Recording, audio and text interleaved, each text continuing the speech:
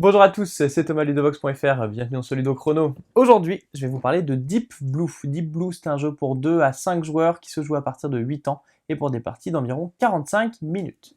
Donc dans Deep Blue, les joueurs incarnent une équipe de plongeurs qui vont réaliser des plongées dans différentes épaves pour remonter des trésors. Ces trésors vont faire marquer des points de victoire et c'est le joueur qui aura le plus de points de victoire à la fin de la partie qui sera le gagnant. Alors au début de la partie, on va placer le plateau au centre de la table avec des sites de plongée face visible et d'autres face cachée. On va avoir une rivière de membres d'équipage que l'on va pouvoir recruter. Chaque joueur va avoir une main identique de 4 cartes, un petit plateau individuel, et on va piocher une carte scénario qui va d'une partie à l'autre légèrement modifier les règles.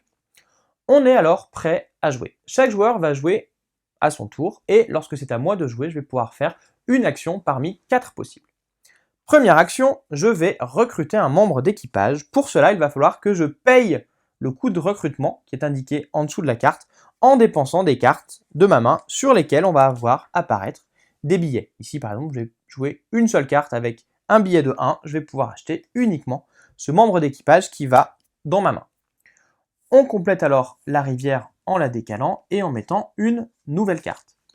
Sur les nouvelles cartes qui apparaissent, parfois on a ce petit symbole qui va nous indiquer qu'il va falloir prendre une gemme de la réserve et la rajouter dans le sac. Il est à noter que si jamais je paye 4 d'achat, je vais pouvoir défausser complètement la rivière, la re-remplir complètement et en choisir une carte parmi celles qui sont apparues. Deuxième action possible, je vais utiliser des cartes de ma main avec des hélices pour déplacer mes bateaux. Donc ici, je vais jouer ces 2 cartes, ça me permet de faire 3 déplacements que je panache comme je le souhaite sur mes bateaux. Par exemple, celui-ci de 2 cases et celui-ci d'une case. Si un bateau arrive sur une case bouée ou sur une case vide, il ne se passe rien. En revanche, si un bateau arrive sur une case de site de plongée, tout d'abord, il va retourner la tuile correspondante si celle-ci est face cachée, puis il va pouvoir se placer sur un des emplacements de bonus disponibles s'il en reste. Si jamais ils sont tous occupés, je serai obligé de me placer au centre et ne pourrai pas utiliser les bonus. La troisième action va me permettre de récupérer des cartes jouées. En effet, à chaque fois que je vais jouer des cartes, celles-ci vont dans ma pile de repos. Et pour ma troisième action, je vais pouvoir mélanger cette pile de repos, piocher 3 cartes et les ajouter à ma main. Enfin, la quatrième action va consister en lancer une plongée, devenir le chef d'une plongée. Pour cela, je vais prendre la petite cloche de plongée et la placer à côté de la tuile où j'effectue la plongée. Tous les joueurs qui ont alors un ou plusieurs bateaux à une case de distance du site de plongée vont pouvoir se déplacer, s'ils le souhaitent avec leur bateau, sur le site de plongée de façon à participer à la plongée. Un joueur qui n'aurait pas de bateau sur la tuile ne participerait pas à la plongée. Les joueurs qui se déplacent sur la tuile de cette façon ne peuvent pas prendre les bonus éventuels. Alors, je vais, pour faire la plongée, prendre le plateau de plongée et je vais, en tant que chef de plongée, prendre le sachet où se trouvent les gemmes et piocher des gemmes une par une. À chaque fois que je pioche une gemme, je vais annoncer de quoi il s'agit. Ici, par exemple, hop, j'ai pioché une gemme rouge, je la place ici. Puis je continue à piocher, j'ai pioché une gemme dorée que je mets ici. À chaque fois qu'une gemme apparaît, tous les joueurs qui participent à la plongée peuvent jouer des cartes si la gemme leur permet de marquer des points. Ici, par exemple, je vais jouer cette carte qui me permet de marquer immédiatement 2 points dès qu'une gemme jaune est piochée. Je vais prendre ces points que je mets dans mon coffre au trésor. Le joueur continue à piocher, et là, je vais piocher une gemme bleue qui représente un incident.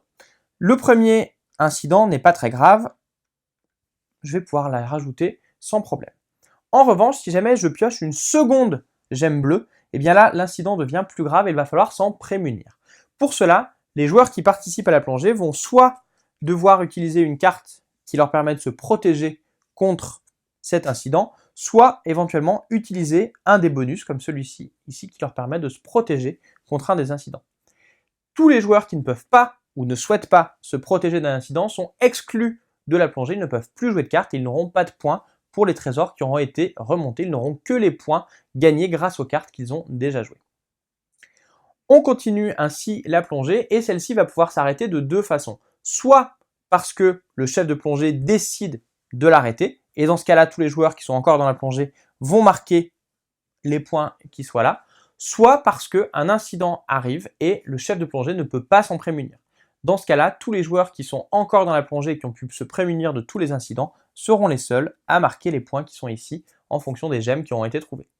Alors je vous ai parlé des incidents bleus, mais il y a aussi des gemmes noires qui vont être aussi une catégorie d'incidents différentes qui marchent de la même façon et où il faudra se protéger de la même façon.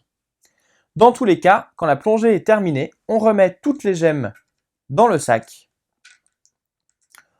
on enlève la tuile de plongée et le chef de plongée marque les points qui étaient ici. Sur certaines tuiles qui sont pour l'instant face cachée, on va trouver un symbole de cité perdue. À chaque fois qu'une plongée est achevée sur une tuile avec un symbole de cité perdue, celle-ci va aller dans le cadran qui est là. Et quand les 4 tuiles qui composent le cadran ont été trouvées, eh bien la cité perdue a été découverte. Cela met fin immédiatement à la partie. Les joueurs vont alors compter les points qu'ils ont marqués durant les différentes plongées, et c'est le joueur qui aura le plus de points qui sera alors le gagnant de la partie. Deep Blue, c'est donc un jeu dans lequel il va falloir bien gérer votre main de cartes de façon à pouvoir vous déplacer, tirer profit des plongées et vous protéger des éventuels dangers de façon à avoir le plus de trésors possible. Voilà, vous savez presque tout sur Deep Blue maintenant. À vous de jouer et à bientôt sur LeDrox.fr.